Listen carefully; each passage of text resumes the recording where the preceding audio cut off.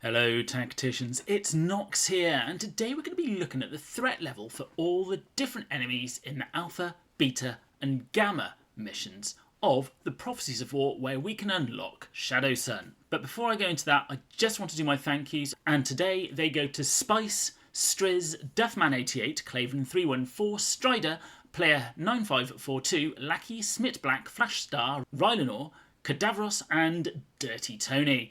Thank you very much to all of you for using my friend code. It is very much appreciated. So first, let's look at my characters that I've been using to do all the missions. We'll have a quick look at my progress through the missions and how I've rated each of the enemies. So first, having a look at my roster, you can see that I have gone very, very wide. I always try to get any new character I get at least to a minimum of Silver 1, and I am working on getting them all up to a minimum of Gold 1, which is taking some time. And as you can see, I've only got one character at Diamond 1, so it is hitting me at the top end, and that is something that I do need to sort out, probably sooner rather than later. So looking at each of the missions, you can see in Alpha I have managed to complete up to Battle 10, although I haven't completed every single one of the restrictions. Battle 11 has been opened, but I've not yet completed it. In Beta, the story is very similar. Although I have unlocked Battle 11 because I've completed Battle 10, I haven't actually completed it without losing all my characters yet. So this is probably where I'll be focusing to get some extra points. And finally in Gamma, yes, it's a similar story. Battle 10's not quite complete, but Battle 11 is open. Why is this important? Well, if you're trying to get those extra few points to get the next set of engrams, just getting those kills can sometimes get you over the mark. And I am actually only focusing on one of the requirements at any one time here as well. So, when it comes to these missions, how am I prioritising killing the enemies? Starting with the Alpha track, we've got these common enemies. Now the ones we don't really need to worry about are the Necron warriors and flayed ones. They are more of a nuisance and they just chip away slight amounts of damage. The death mark is slightly more worrisome because it can miss a turn in order to give you one powerful hit the turn after. The final two are the ones that you really need to worry about. The Scarab Swarm, if left unchecked, is going to end your run. The fact that they multiply almost what it seems every single turn means you really have to find the ones that haven't yet split and kill them before they have a chance to do so. As long as you keep that under control, they're not too bad. The worst one, of course, is the Ophidian Destroyer. This guy dishes out a lot of damage in a very quick amount of time. Take him down as fast as you can. You want to shoot him from ranged because he has got protection, which means he takes less damage in melee.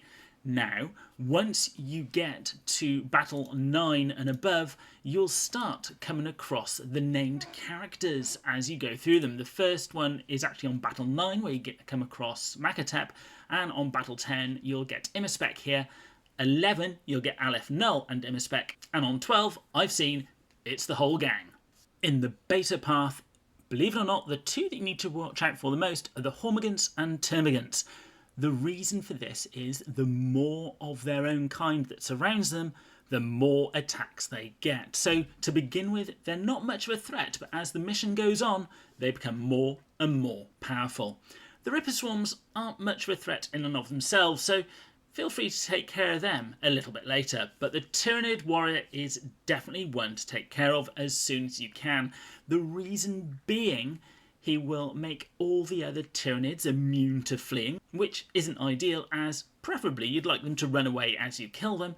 The other reason, of course, is that protective shield he gets every other turn, and the fact he dishes out so much damage is ridiculous. So, as such, make sure you kill those Tyranid warriors as they appear, and get rid of those Hormigants and Termagants as quickly as possible. And the one good thing about the Beta path is, even when you get to Battle 11, there are no named characters like in the other two paths which come from our own roster. So that's one good thing that we don't need to worry about. In Gamma, the Cadian Guardsmen we can pretty much ignore. The idea is you should kill either the Inceptors or Eliminators that are next to them to make them flee. And if you have the choice between killing an Eliminator and an Inceptor, always take the Eliminator. Their single shots can dish out a fair amount of damage. However, don't take those Inceptors as an easy choice to get rid of either. They've got heavy armour and they do start to swarm around you, and every single one of them has those 6 attacks which really will chip away. Kill them quickly. On top of that, when you get to battle 10 and beyond, you again start to come across those named characters. Here on battle 10 you get Bellator. On battle 11 you'll be welcomed with Varro and Incisors, who can heal up a character. And on 12, I haven't yet unlocked it, and nobody's actually told me, but I'm imagining it's going to be the full roster yet again. So you're going to have Marnius Calgard to look forward to there. So the final question, is Shadowsun actually worth it? Now, I have had her unlocked since the last time this came around, and she is one of my staples in the PvP tournaments. She's not quite as good as Celestine, but who is? But what she can do is very similar to Celestine, which is get into a position which is beneficial and let loose with a hail of fire to kill the opposition. She's not quite as survivable, but she can still pack a punch. On top of that, she is actually quite useful in the Screamer Killer raid. I actually do need to get this character up to Gold 1 as soon as I can to use against one of those Tyranid Primes. So let me know how you are doing in this legendary event, and if you like the videos that I do, it would be very much appreciated if you at least think about using my friend code, as it really does help me out. Or if you or your guild are looking for a new home, please feel free to reach out to any of the guilds shown, as we will welcome you into our midst. As always, please don't forget to like, comment and subscribe, and I'll be seeing you, and maybe Shadowsun, on the battlefield.